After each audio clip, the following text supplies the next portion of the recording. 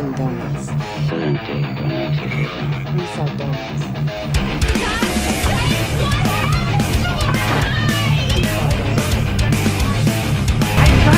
Hey everybody, welcome to Blood and Donuts. I am Tony.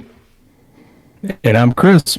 And we got John back in the studio. Welcome, John. Welcome back, man. Thank you, gentlemen. It's good to be back. I'm excited. Oh, yeah, it's good to be back. Poltergeist, 1982.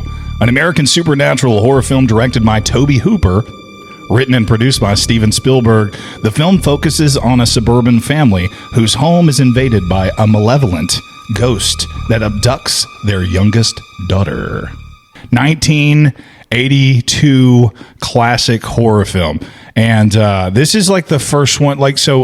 Before this came out, before Amityville horror came out, a haunted house was this big creepy mansion up on a hill with bats and a vampire looking guy living there. Like, welcome, you know? Yep. Like this kind of like changed the game as far as that goes, didn't it? Yeah, no more creaky door hinges. It's a well manicured lawn. Yeah, they're in the burbs now. Yeah, you're in the suburban area. You're in the residential home, and this film, I think Amityville horror more so than this one. Yeah. This is a Spielberg high production, 10 million. This cost $10 million. So this is high production take of that. Came out, I think it did come out in 1978. I think Amityville horror. Dude, I keep saying Almaville, which there's a road in Rutherford County where we're from. That's called Almaville Road. It's the Amityville horror. I am such an idiot.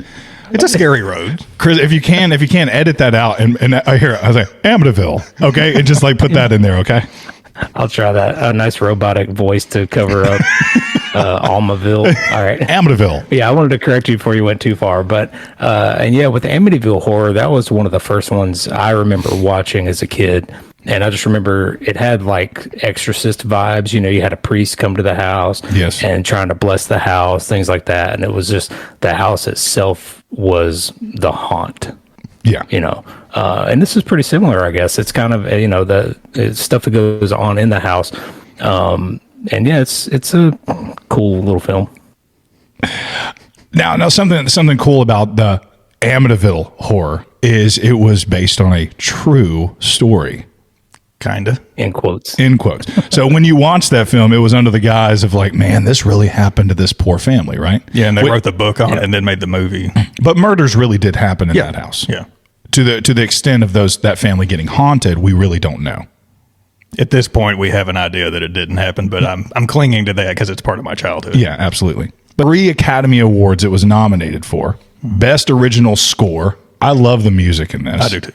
How good is that?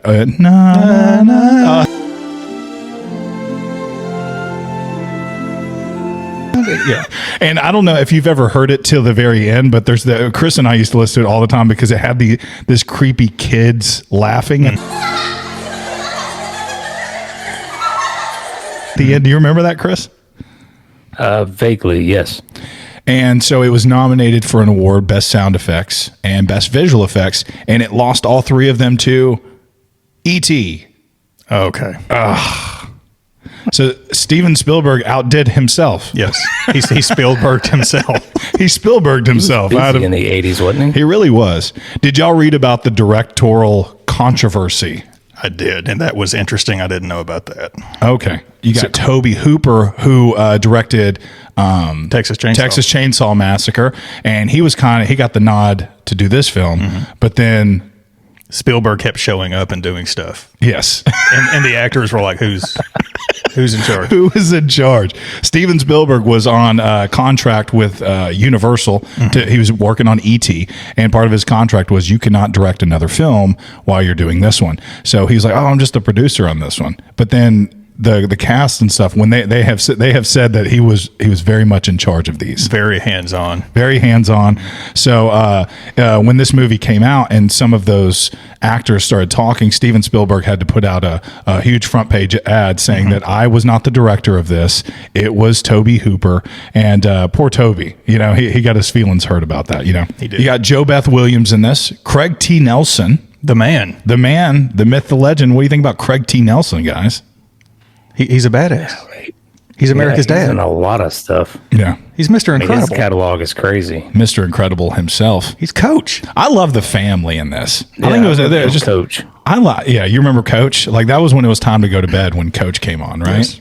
And so like, but I loved Coach. Did y'all like the family in this? I did. Mostly. I enjoyed the family. They were a little quirky, you know, like you saw them, you saw the parents in bed smoking weed and Love that. Yeah. The kid walks in and they freak out. yeah. And then you got Craig T. Nelson. He had his shirt off, but he was flexing. They seem like, I don't know. They're in. He's like doing push-ups on the bed. Yeah. and Yeah. jumping down. I and like flexing. that. Yeah. I like that. He seemed like a good dad too. They were a well-off, average West Coastish family. Yes. Yeah. Yeah, I bought that. I really did. Yeah, and I did too. The teenager, which we'll talk a little bit more on the curse. She wasn't really. She was just kind of gone in this film, wasn't she? That's some. Yeah, some of the siblings didn't really bring a whole lot to this. She was there to freak out at right moments. Right. And then you have the little girl. What was her name again? Carol Ann Heather O'Rourke. What do you think about her performance, Chris? I think she did really good for her age. She has the creepy dialogues. They're here. They're here. I think she did well. And I mean, isn't she still in all the sequels and stuff too, or a couple of the sequels? Yeah. So there's 3 sequels, and she's in all 3 of them. What'd you think about her performance? I thought she did good, especially since Spielberg basically plucked her off the street and was like, "You look cute. Go do this movie." Yeah.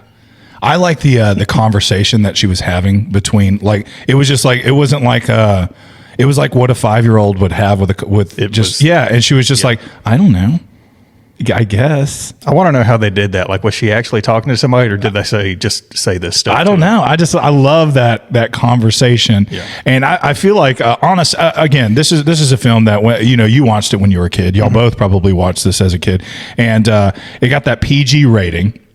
Which was a joke back then. This is definitely a PG-13, and back then they thought the rated R would be a kiss of death for you financially. That PG rating it cost $10 million for the budget, but it ended up getting them $121 million.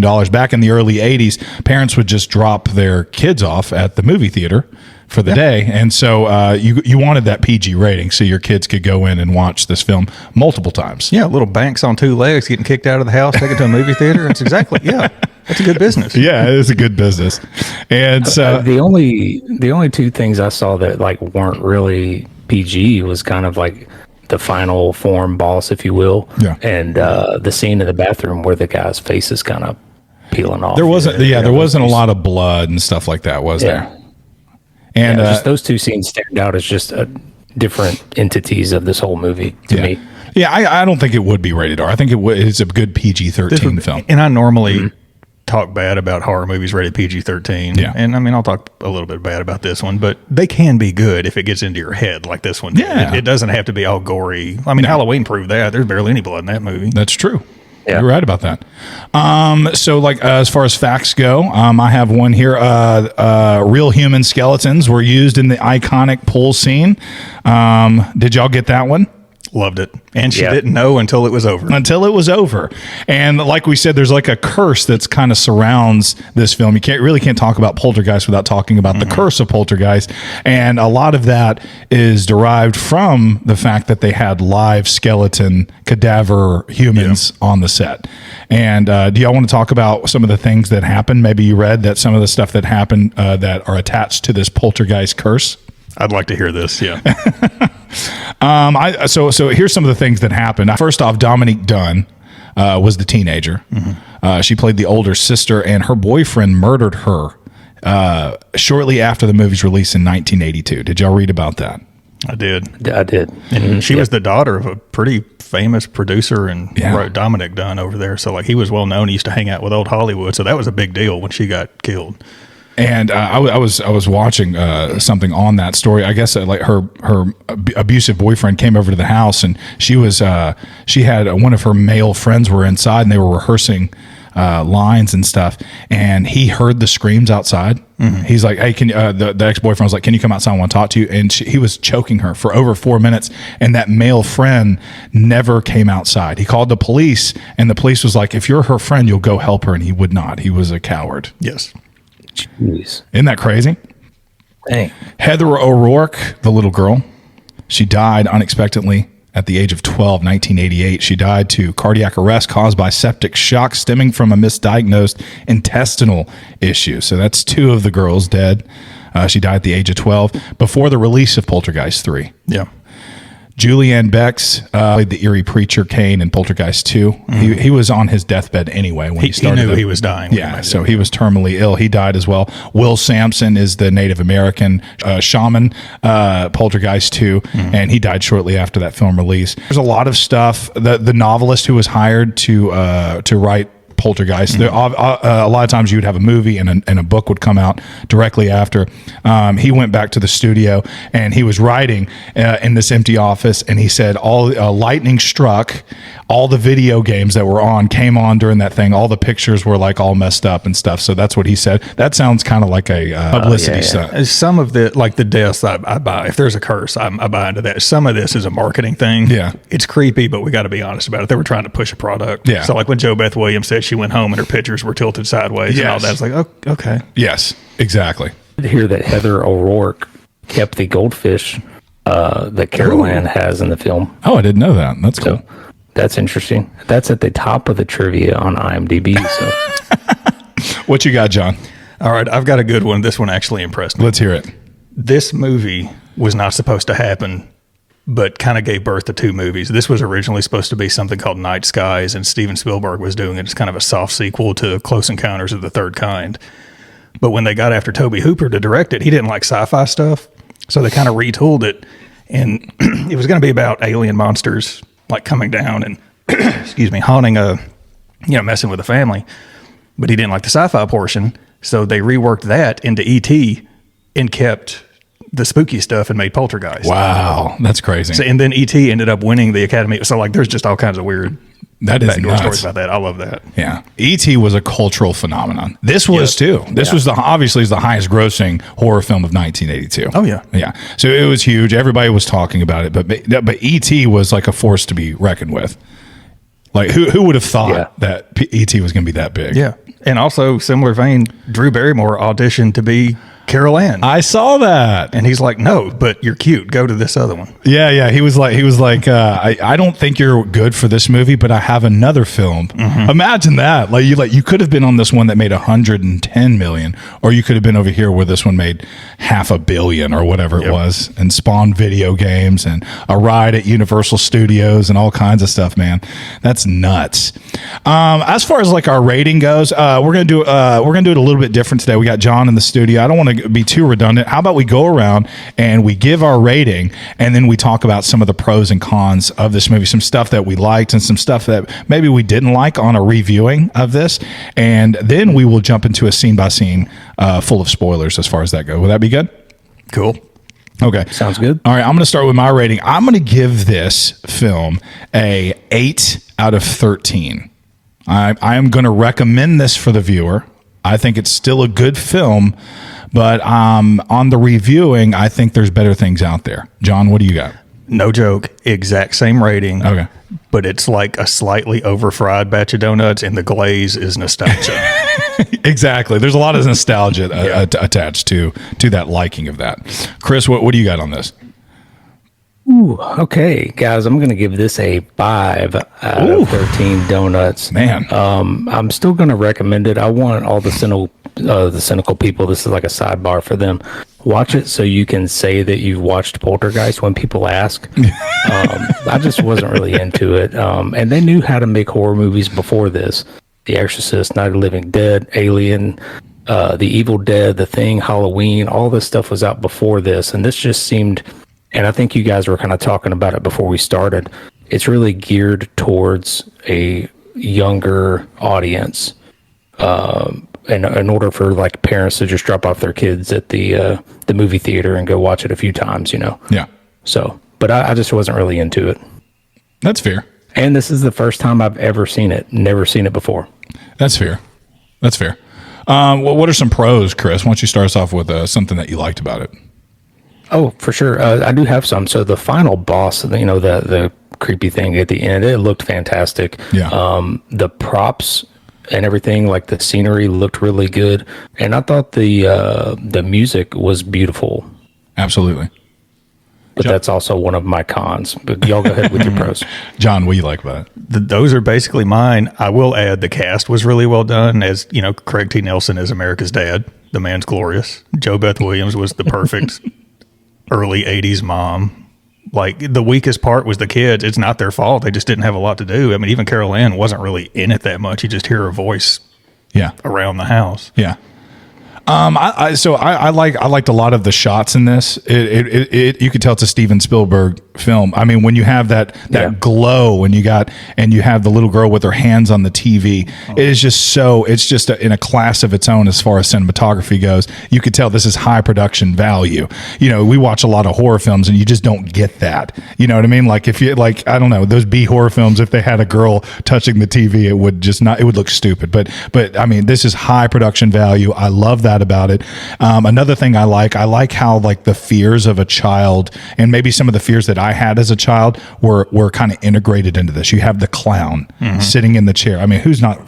Clowns suck. I wasn't before this movie. Yeah, that's what I'm saying. I mean, like, and how many times have you like looked out and you hear the trees like scratching up against windows and stuff like that? That creepy tree that was outside the window.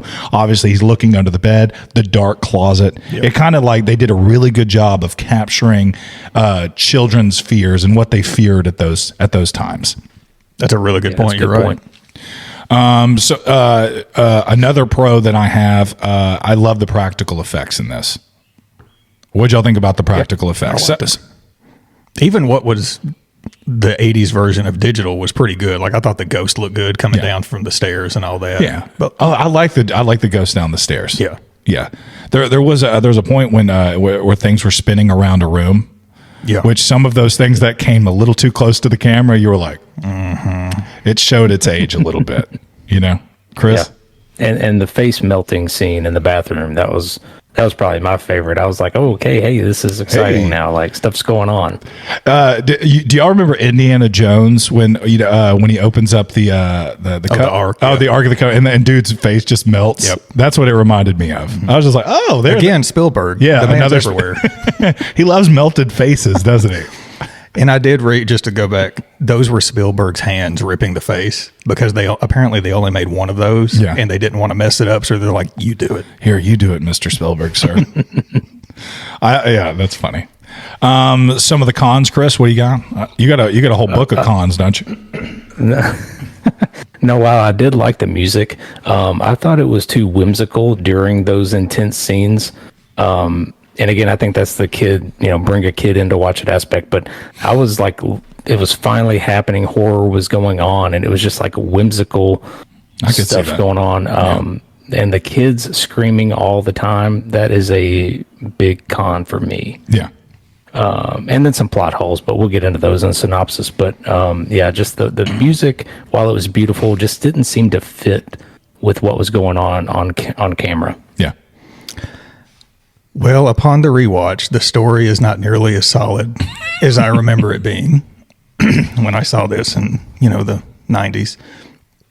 And also the pacing of this movie kind of threw me off. It moves really quickly until you get to the third act, which I did like the third act, because I felt that part built suspense better than any other part of the movie. The big reveal was good. Like that, if the whole movie had been that mood, the glaze would not be nostalgia. It would be a legit solid movie. It felt like they rushed it until the end and put all their eggs in that final 5 minutes. Yeah, I can see that. When the psychic lady came in and she was making her speech, and it just like kind of dragged on a little bit, I was just like, hurry up, at the beginning of this film, when the crazy things started happening, when Jo Beth is in the kitchen and the chairs, she turns this way and the chairs move out, and then she turns around and they're all stacked. I love those type of effects. If you remember The Sixth Sense, she walks into the kitchen and all the cabinets are open. I remember that giving me chills as a kid, and she looks at him and she goes, "Did you open all of those?" And so I got a little bit of that from this, but and she wasn't really scared. I mean, they're a quirky family, so they weren't really scared when this first happened. So you see them coming home, and she's like sliding the chair across the floor, and she's showing her husband, and she even slid the kid across the floor. So having fun with it. Yeah, it was before a lot of hauntings and stuff was like in the news and stuff. So I guess you like, what would you do? You would just kind of play with it a little bit? I would absolutely do exactly what she did. Yeah. And so I liked those creepy aspects in the beginning, but then there was a point when they came over to kind of like do a reading on the house, and they go up to that room, like I said, and everything is just spinning in that room. And it was just, to me, I was just like, that's so goofy.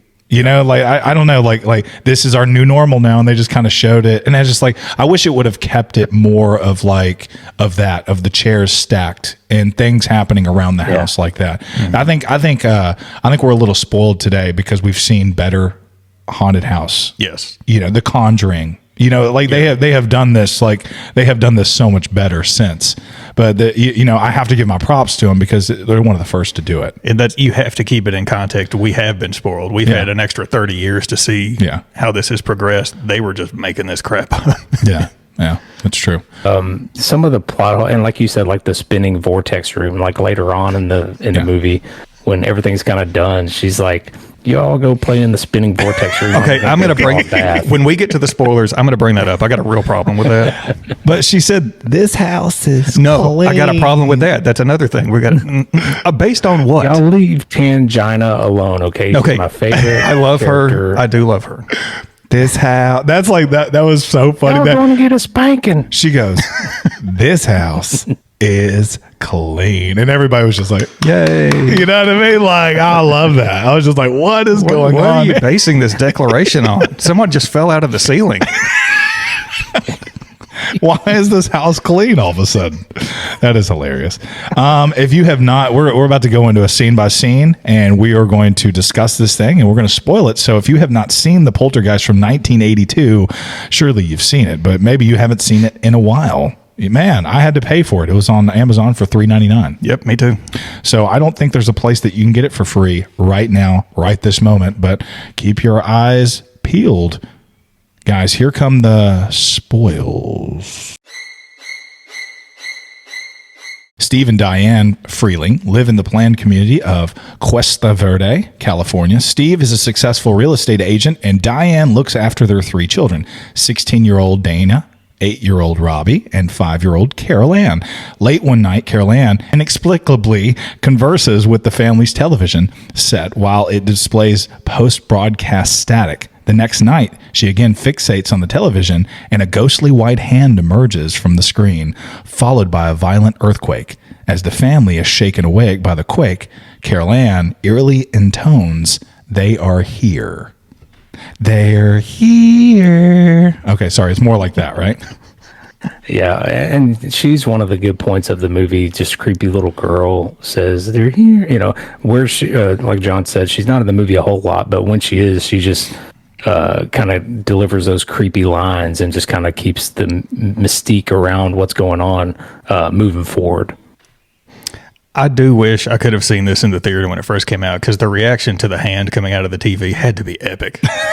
Yeah. Because it's such a slow, creepy build. She's just talking to the TV, and suddenly it's just like, ah. Yeah.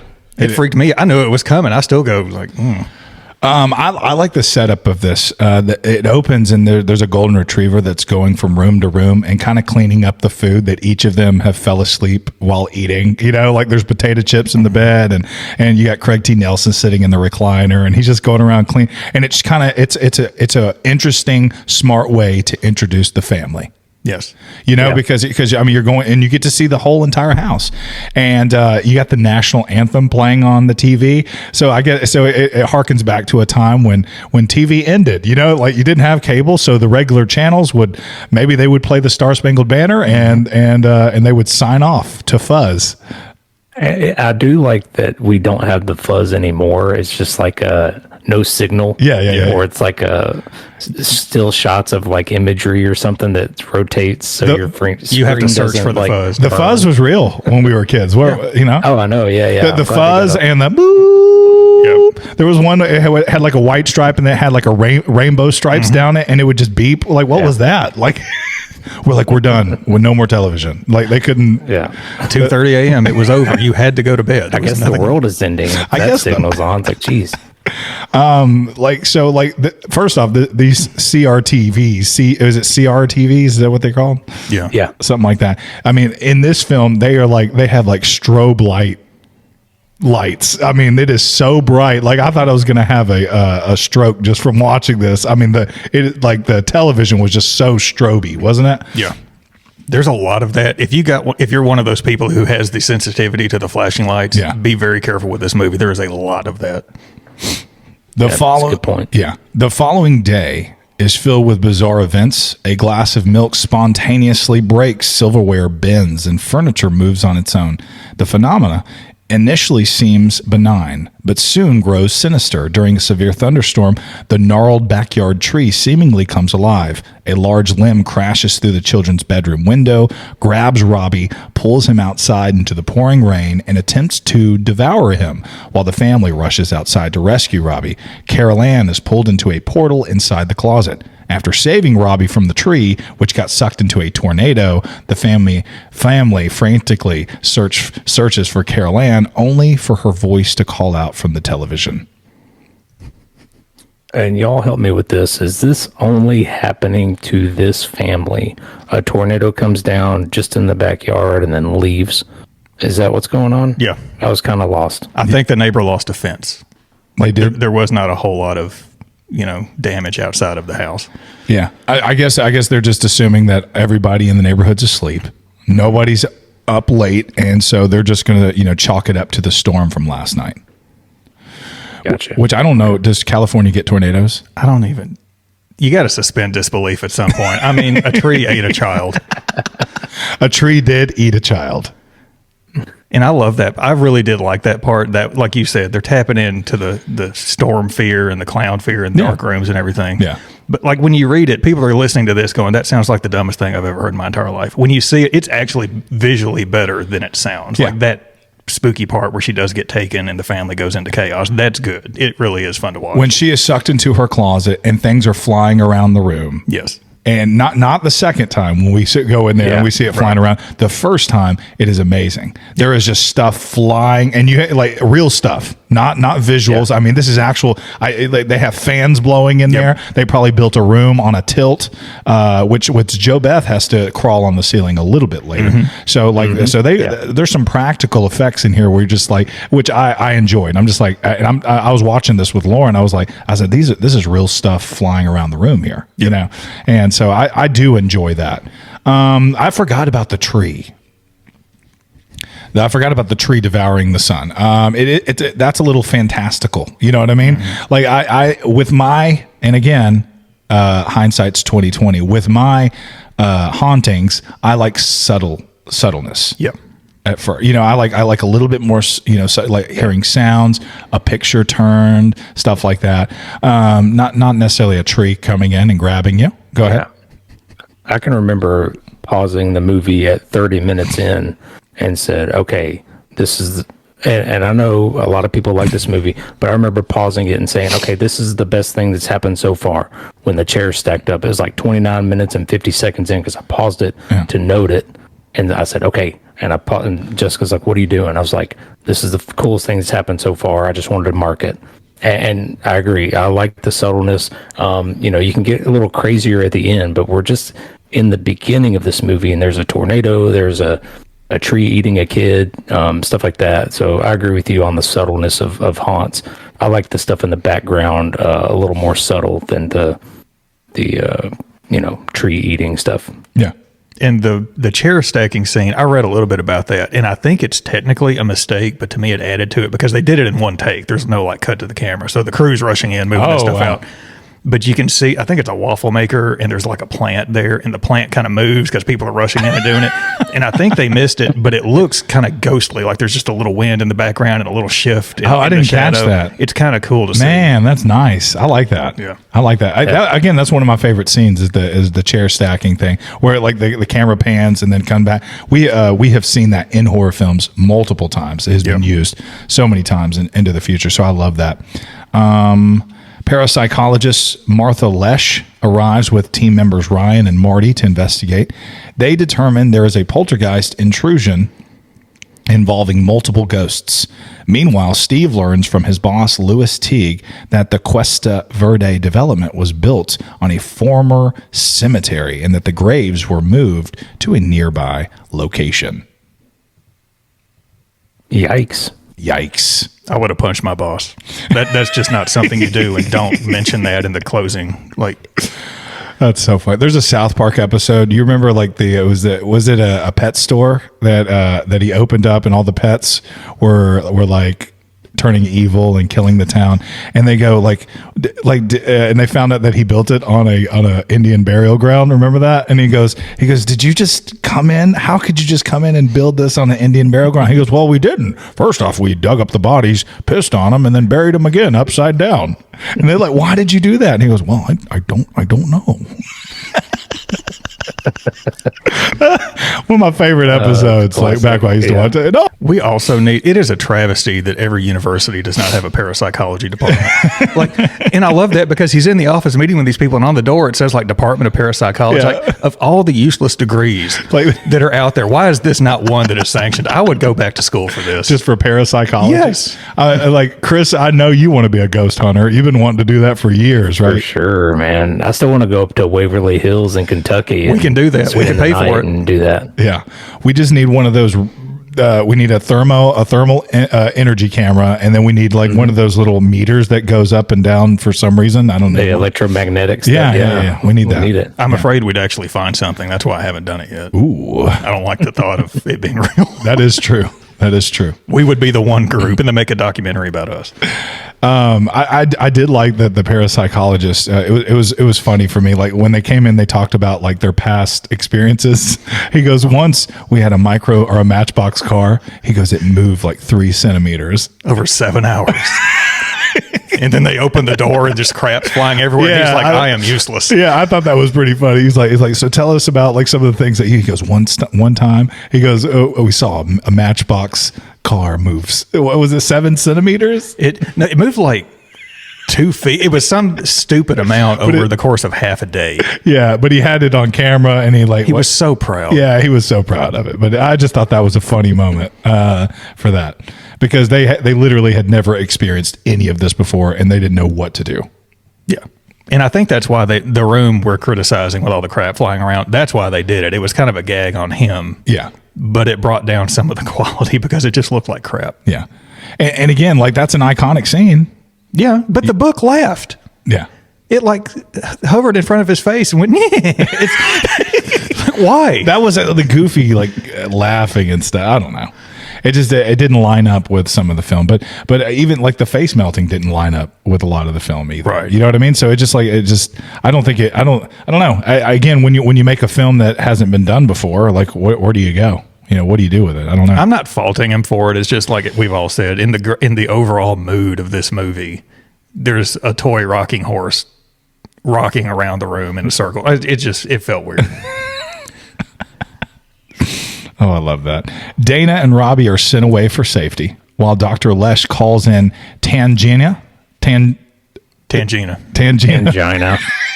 We all wanted to go there. We're just going to have to accept that. I wanted to toss that up to y'all, see if you want to do anything with it. While Dr. Lesh calls in Tangina Barons, a spiritual medium, Tangina determines the spirits are lingering in a different sphere of consciousness and are not at rest. They are attracted to Carol Ann's life force. Tangina also detects a dark presence that she calls the Beast, who is restraining Carol Ann and manipulating her life force in order to prevent the other spirits from crossing over. What do y'all think about this?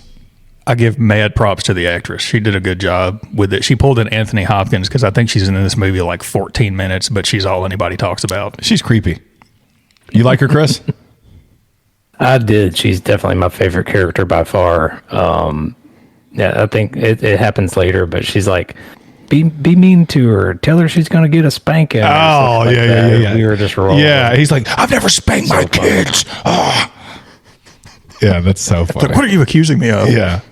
That was What cool. about What about how they kick Robbie out of the movie? And tell me if I'm wrong, but this is weird even for the 80s. He just like hops in a taxi and the mom's like, call me. And there's not like a parent, an adult in sight. Like, I mean, and this then is the dog jumps in. What? it's before America's Most Wanted. They thought that was fine. Yeah, you could just do that. Ooh. Yeah, like I guess he's just gonna take him straight to a relative or something. But it was just pretty. He came back. Like the cab driver's, don't worry, he's in good hands. He's got a cigar. Good hands. You just want me to take him to his grandmother's house, right? I got him. Yeah. The dog did jump in too. I love that. Yeah, he's like, I'm not staying in this thing either. Was the daughter with friends? Because she just kind of disappeared. She went to stay with friends or something, didn't she? Yeah, I think so. Okay. Yeah. Which, by the way, like once Robbie almost got eaten by a tree, shouldn't he have been on a cab in a cab before then? Right after that. They kept their children in that house way too long. And they brought him back way too soon too. Didn't Put they? them back in the same room. These parents need to be investigated. This is the 1980s, man. You're like, hey, is it over with?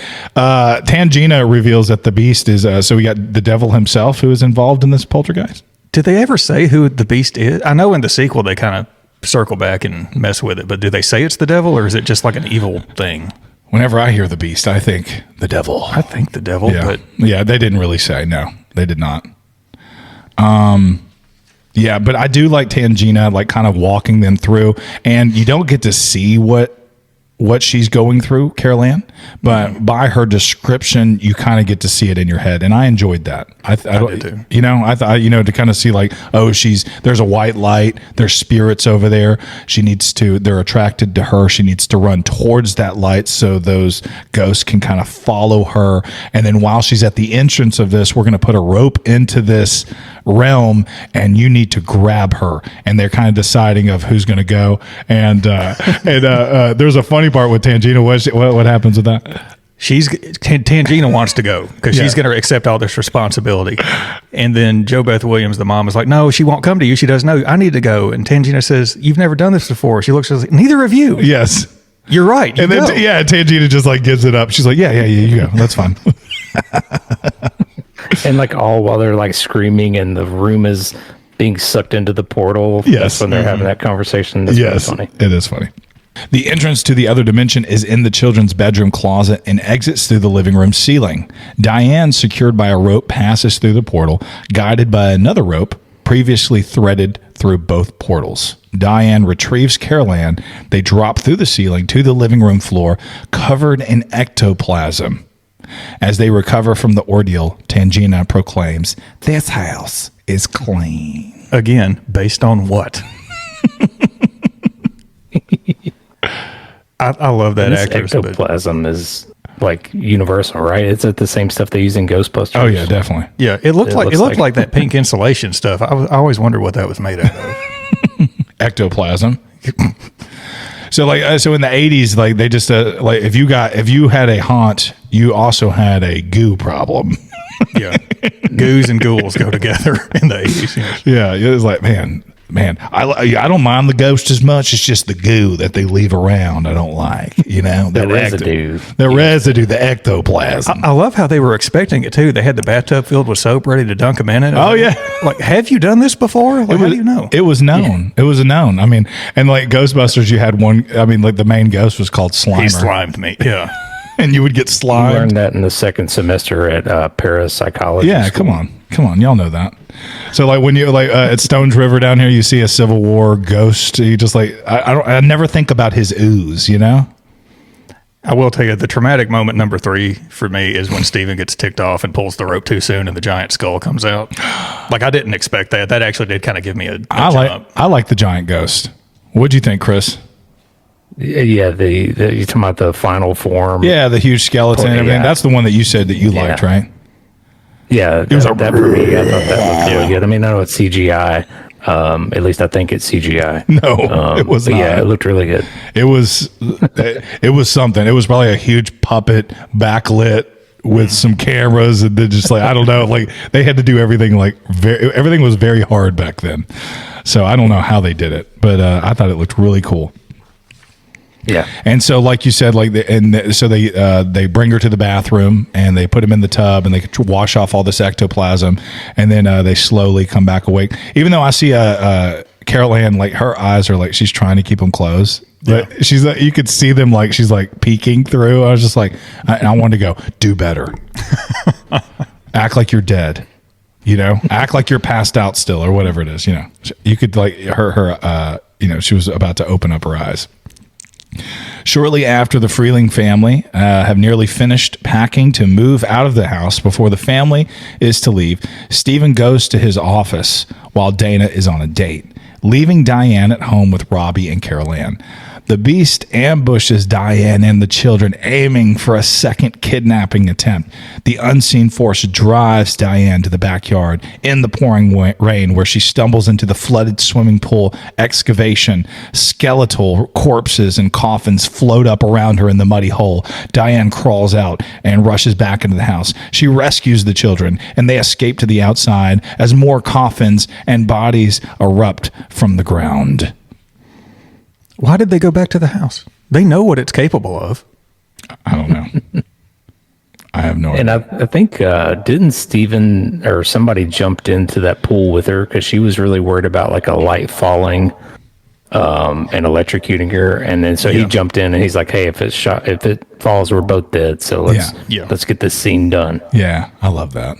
Also, the neighbors are useless, by the way. You meet this neighbor like twice. They do nothing. Yeah, he's a jerk. He is. He's a jerk, and he will not help out at all. You see Craig T. Nelson's boss kind of show up on the scene, too. Like, out of nowhere. Where'd he come from? He was just like... And Craig T. Nelson was like, you telling me that you didn't move the bodies? Remember? And it's just like you moved the tombstones, but you didn't remove the bodies. I do love that scene because he loses his mind on this guy. And the guy, for as little as he is in this movie, he did a good job in that part because his eyes were full on panic. And I think it's because Craig T. Nelson is yelling at him, because Craig T. Nelson could take out any of us at any given moment. He's a Mr. Incredible. Yeah, of course he can. I think another part where the neighbors might not have been, or the neighbors were hesitant to help, was when they went to go ask the neighbors for help, they couldn't keep a straight face, right? Like they showed up and they were giggling about something going on, and then the neighbors are just like, oh, okay, whatever. Do you remember that? Yes. That was weird. But I mean, she's in a muddy pool with bodies in the house. The lights are going off and they're screaming. Like, I feel like I would help. Yeah. I do know what you're talking about, Kurt. That first time they go and knock on the door and they're asking for help, it was a weird scene. They're just like kind of laughing about the whole thing. But but at this point, I mean, come on, all hell's breaking loose. It looks like another portal dimension's coming. There's bodies coming up from the damn ground and stuff, and like, we need your help. And they're just like, whatever. I love the corpses coming up. The corpse eruption was a good scene. I knowing that they're real corpses too. That really helps. That really adds to the. And by the way, like, people out there are going to make assumptions. They acquired these corpses legally. Like, it was medical grade stuff. They're not grave robbers. This is medical grade stuff. Like why did they just let Hollywood do whatever they want? Can I obtain a skeleton legally? I almost researched that before coming over here, but I was afraid of the answer because I'm afraid it's going to be really affordable. Yeah. Oh yeah, you can get one easy. It's like $40 and $20 Yeah, it's going shipping. to cost you, but yeah, maybe on the dark web or something. This is a cool scene. This is probably the best scene. You just got again, she's falling into that muddy pool. You got the skeletons coming up from everywhere. It's very intense at this point. But everybody's asking, why did you let those kids stay in that room again? You are the worst parents ever. You know what I mean? And why was Craig T. Nelson not there? Like, where did he go? He's packing up his going office to tell his boss off and that he was leaving or whatever. I think that's. And then his boss what they drove him said. home. That's why he was there. His boss drove him home. Oh, he did? Yeah, I forgot about that. He was in the car and watched all this unfold His boss was offering him like a mansion up on the hill, on another cemetery. on another cemetery. That's when he found out. I was like, well, we've done it before. It's fine. We just move everything. That's crazy. I read that part of that curse as well. There was an earthquake in 2009, and the only house that received damage in that residential complex down there in that neighborhood was the house that this was filmed in. Wow. So I thought that was I think at this point, I think the curse is real. They pissed off something. Yeah, definitely. And just us reviewing this film, we are now a part of that curse. So I'm not afraid of death. I'm afraid of a boring death. yeah, that's the truth. But if anything happens to us now, we get swat. We like a podcast, Blood and Donuts. They did a Poltergeist episode, and after that, a piano fell on his head. I don't know, something Looney like that. Tunes style. We're going to be a footnote on the IMDb page of the trivia section of this 40-year-old movie. I'll take what I can get. What an honor. I mean, geez. At this point, I'm almost 40. No one knows who I am. I will take it. I'll take it.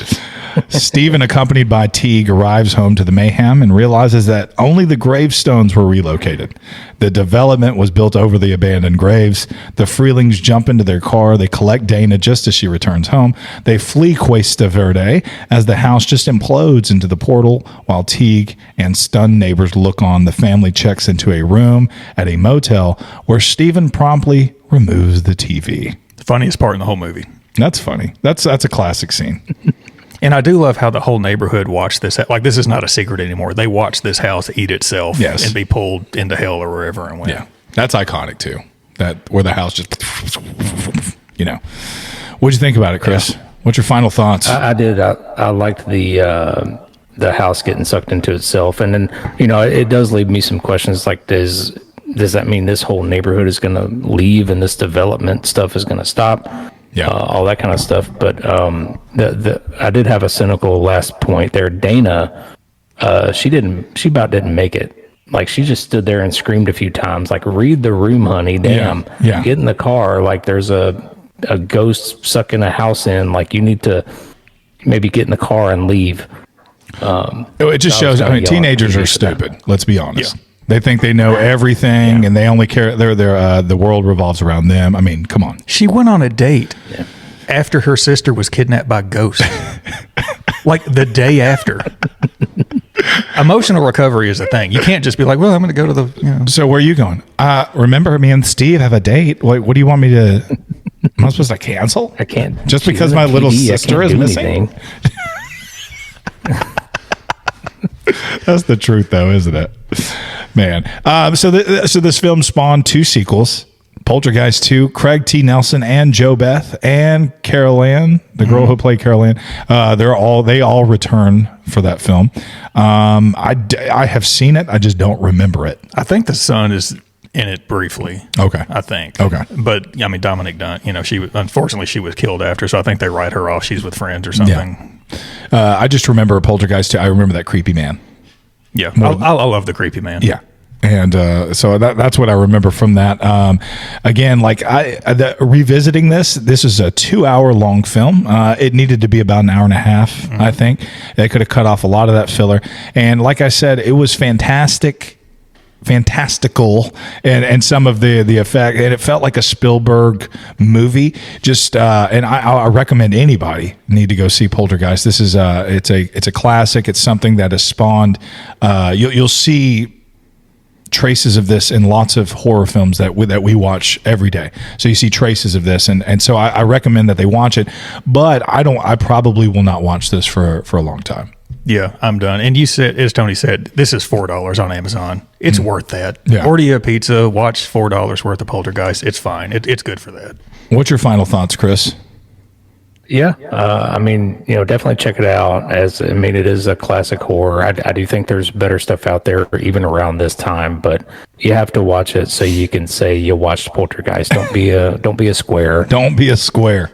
Well, John, thank you for coming, man. It's always a pleasure. Oh, happy to. Anytime, man. Okay, and we got to get you back on in a few weeks. I'll be back. All right, definitely. Till next time, guys. Thanks.